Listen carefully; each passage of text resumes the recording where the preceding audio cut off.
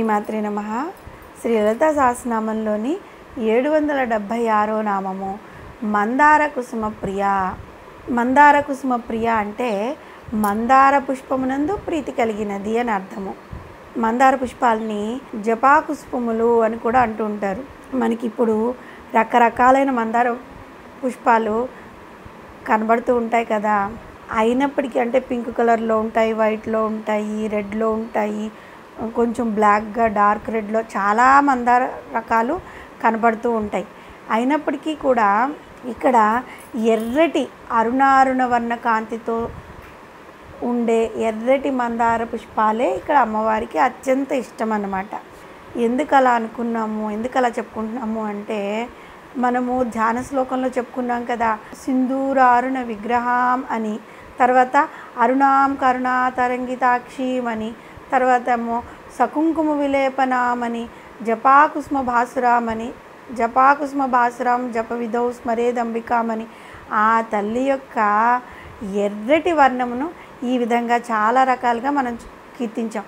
అటువంటి అరుణారుణమూర్తి అయిన తల్లిని అరుణవర్ణంలో ప్రకాశించే మందార పుష్పం అంటే ఎక్కువ ఇష్టం కలిగి ఉండడంలో అతిశయోక్తి ఏముంది.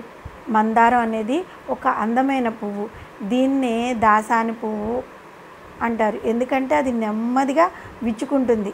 ఈ నెమ్మదిగా మందార పువ్వు విచ్చుకోవడం అన్నది మనం దేనిలోకి చెప్పుకోవచ్చు అంటే ధ్యానం చేసేటప్పుడు మనకి మెల్లిగా మనసుని అమ్మవారి యందు ఏ విధంగా లగ్నం చేయాలి అనేదాన్ని, అంటే మెల్లిమెల్లిగా మొగ్గ విచ్చుకుంటూ పువ్వుగా ఎలా విచ్చుకుంటో ఆ విధంగా ఆ తల్లి యొక్క ఎర్రటి వర్ణాన్ని మనము కీర్తించాం అన్నమాట.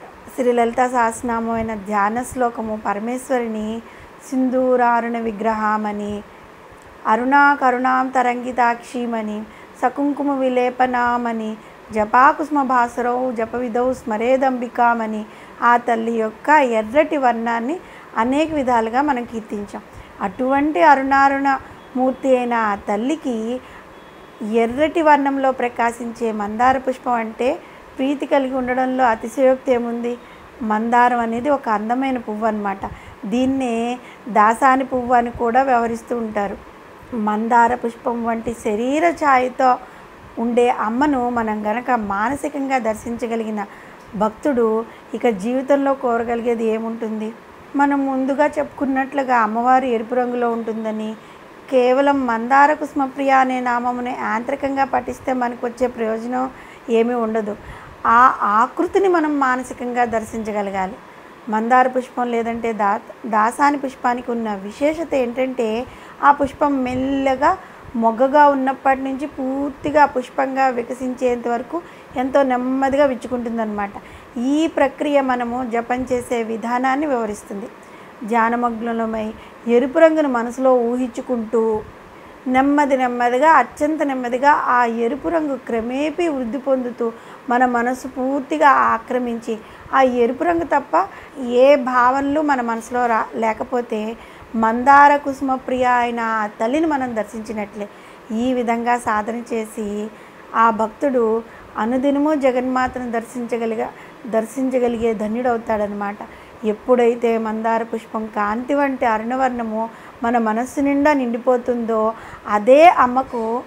అదే మనకు అమ్మ దర్శనం అయింది అనడానికి నిదర్శనం. అంతేకాని కేవలం యాంత్రికంగా మందార కుసుమ ప్రియ అని జపిస్తే పెద్ద ప్రయోజనం ఏమీ ఉండదు. మందార కుసుమము అందము, ఆకర్షణ, సౌకుమార్యము, మాధుర్యము పొందైన తీరుగల నిర్మాణం కలిగి చూడగానే మన మనసులో ఆకర్షణ కలిగిస్తుంది. ఈ లక్షణాలన్నింటినీ కలిగి నిరాకార స్వరూప అయిన జగన్మాతను మనం ఎర్రటి మందార పుష్పమును ఊహించుకుంటూ దర్శించవచ్చు.